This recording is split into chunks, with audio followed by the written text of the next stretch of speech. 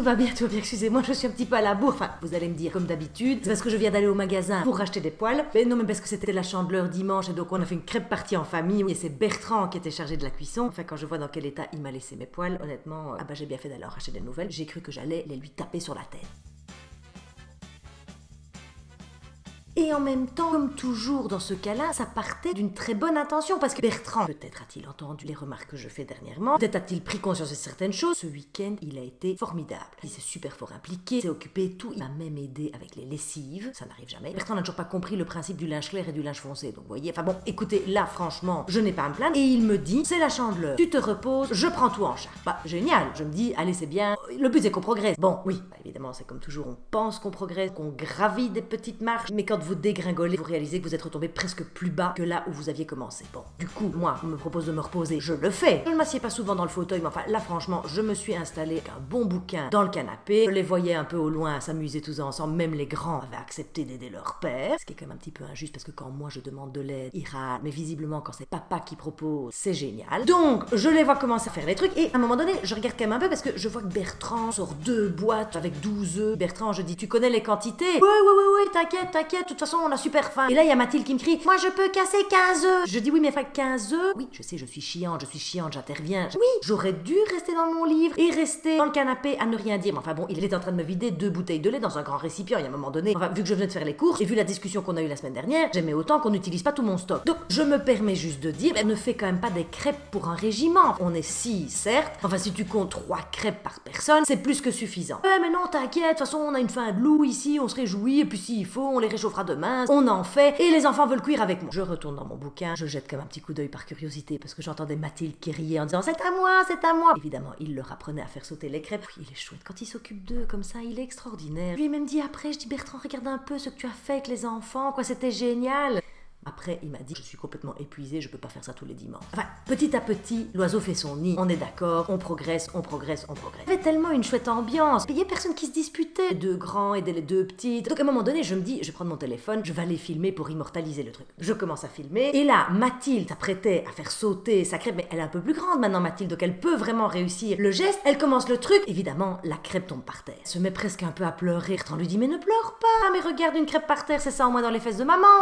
Et moi j'étais en train de filmer, mais je dis, est-ce que moi je fais des commentaires sur ton bide? En plus là je suis en train de filmer, je pensais immortaliser un grand moment, maintenant je ne voudrais plus jamais regarder cette vidéo, tu comprends bien. Oh mais qu'est-ce que tu manques d'humour? Qui me dit, je dis je ne manque pas d'humour, je dis c'est juste que ces commentaires sur mon corps, c'est qui a porté les 4 enfants? C'est qui a grossi? C'est qui a dû les sortir, etc. Et puis allaiter, tout le bazar, c'est moi. Oui mais dis, non mais c'est vexant, à la fin c'est vexant. Mais Bertrand était en mode, je suis un clown, mais quand il est comme ça, il ne fait que des blagues à la con. Le pire, c'est que les 2 garçons se marrent à tout ce que dit leur père. Et je dis, mais en même temps, mais même pour les garçons, je dis, mais enfin, qu'est-ce que c'est que ça pour des remarques? Après, ils feront des remarques pareilles à leurs copines. Thibaut fait, bah attends, c'est super marrant. Ben, je dis, ça ne te plairait pas qu'on se moque de toi? Bah, excuse-moi, j'ai de l'humour sur moi-même. Et là, il y a Martin qui fait, ah bah, c'est comme le truc que j'ai lu sur internet. Hein, Thibaut, les enfants, c'est comme les crêpes. La première est toujours ratée. Et là, Thibaut pend la gueule d'un coup. En disant, tu veux dire quoi? Tu veux dire quoi? Avec Bertrand qui faisait, on ne va pas se crêper le chignon. Oui, Bertrand, quand il est parti dans une séquence de jeux de mots, on ne sait plus l'arrêter. Les filles voulaient toutes les 2 faire sauter leurs crêpes. Mais Mathilde, évidemment, recommence. Et donc, Camille me regarde, me fait, maman, c'était mon tour, ça fait déjà 3 fois qu'elle peut faire sauter sa crêpe. Je dis, écoutez, vous savez quoi? Je retourne avec mon livre dans le canapé et je vous laisse. Je retourne lire, il y avait un tel boucan dans la cuisine. En fait, c'est impossible de rester dans cette maison sans participer totalement à la vie familiale. Donc à un moment donné, ça gueulait tellement que j'y retourne, j'ai écouté, on n'est pas sur un marché. Faites plutôt une ambiance de crêperie bretonne un peu sympa. Vous savez quoi? Je pisse dans un violon. Alors, Bertrand, qui essayait du mieux qu'il pouvait d'encadrer les filles. Mais oui, mais enfin, Bertrand, il n'a pas toutes les habitudes. À un moment donné, il permet à Camille de mettre une louche dans la poêle, mais il n'a pas mis de beurre. Je dis, mais mets du beurre, Bertrand, mets du beurre. Oui, non, c'est pas grave, ça va cuire comme ça.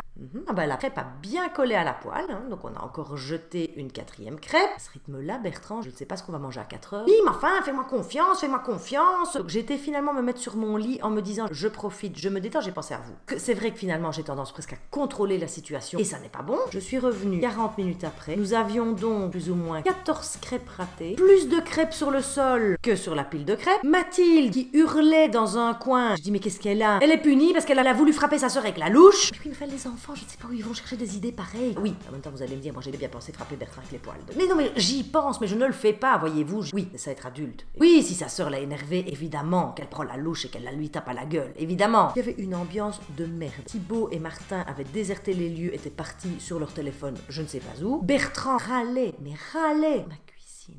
était comme un chantier. Non seulement il avait utilisé 3 boîtes de lait, 17 œufs, 2 kilos de farine, il avait mis toutes sortes de trucs dedans, donc on avait une espèce de pape qui finalement n'était pas vraiment une pâte à crêpes. Je lui dis, mais enfin Bertrand, faut la recette des crêpes quand même. Ah c'est bon, ça va pas, excuse-moi. Ben je dis, t'aurais pu téléphoner à ta mère. Ben oui, mais enfin quand il peut appeler sa mère, il ne le fait pas, et quand il ne doit pas l'appeler, il l'appelle. Et là, je voyais bien que Bertrand en avait tellement jusqu'au-dessus de la tête, il me regarde, il enlève son tablier, il le tape au sol, et il me dit, moi j'en peux plus. Une fois que je m'investis dans quelque chose et que je veux faire des crêpes, ben c'est n'importe quoi, et ben je vais prendre l'air sur mon vélo. Il m'a planté avec toute la cuisine, avec tous les trucs dégueulasses, comme s'il avait tenu 5 crêperies bretonnes sur l'après-midi. Je suis restée devant ce truc à réaliser que mes poils étaient brûlés. Une que j'ai pas pu récupérer, c'est pour ça que j'ai en racheté une. J'ai failli commencer la vaisselle, j'ai été chercher les filles, je leur ai dit, venez, on va aller au parc, j'ai laissé un petit mot, et j'ai dit, Bertrand, puisque tu as entrepris la chandeleur avec grand enthousiasme, eh bien tu la termineras dans la même humeur, moi je vais avec les filles au parc et je vais faire la crêpe sur un banc, voilà.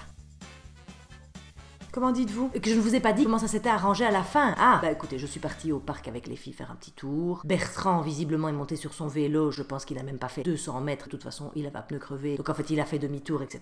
Et quand je suis rentrée, tout était nettoyé. Il avait retrouvé sa bonne humeur. Nous avons mangé les quelques crêpes qui avaient été cuites. Moi, j'ai refait une petite pâte à crêpes rapidement pour que tout le monde en ait. Et tout s'est bien terminé. Enfin, tout s'est bien terminé. Bertrand a eu la grande idée de me taper sur les fesses vers plus ou moins 21h10. En me regardant et me disant, alors, qui est-ce qui va se faire sauter ce soir? Mais je dis, écoute, tu peux retourner dans la cuisine, Bertrand. Tu peux reprendre la dernière poêle qui reste, parce que ce ne sera pas moi. Voilà. Et alors ce qui m'interpelle le plus, c'est que Bertrand me dit, ouais, tu m'as même pas remercié, vu tout ce que j'ai fait, j'ai cassé le cul tout l'après-midi. Je dis, mais c'est un peu normal, non? Non, c'est pas normal, attends, qu'est-ce qu'ils font les autres mecs le dimanche? Je dis, je m'en fiche des autres mecs. Moi, c'est avec toi que je vis. Ah, parce que tu crois que Jean-Mich... Je dis, je n'en ai rien à faire de savoir ce que fait Jean-Mich. Jean-Mich peut regarder le week-end sportif, Jean-Mich peut regarder tout ce qu'il veut. Moi, je trouve ça bien et normal que tu fasses à manger de temps en temps et que tu profites d'activités avec les enfants. Voilà, c'est quand même un peu la moindre des choses. Pourquoi est-ce qu'il faudrait toujours le féliciter? Il faudrait toujours le congratuler? Enfin, je veux dire, est-ce que moi, je félicite à chaque fois que je fais une lessive? Est-ce qu'on me félicite à chaque repas que j'ai fait? Est-ce qu'à chaque fois que j'amène les plats à table, tout le monde fait ouais? Non!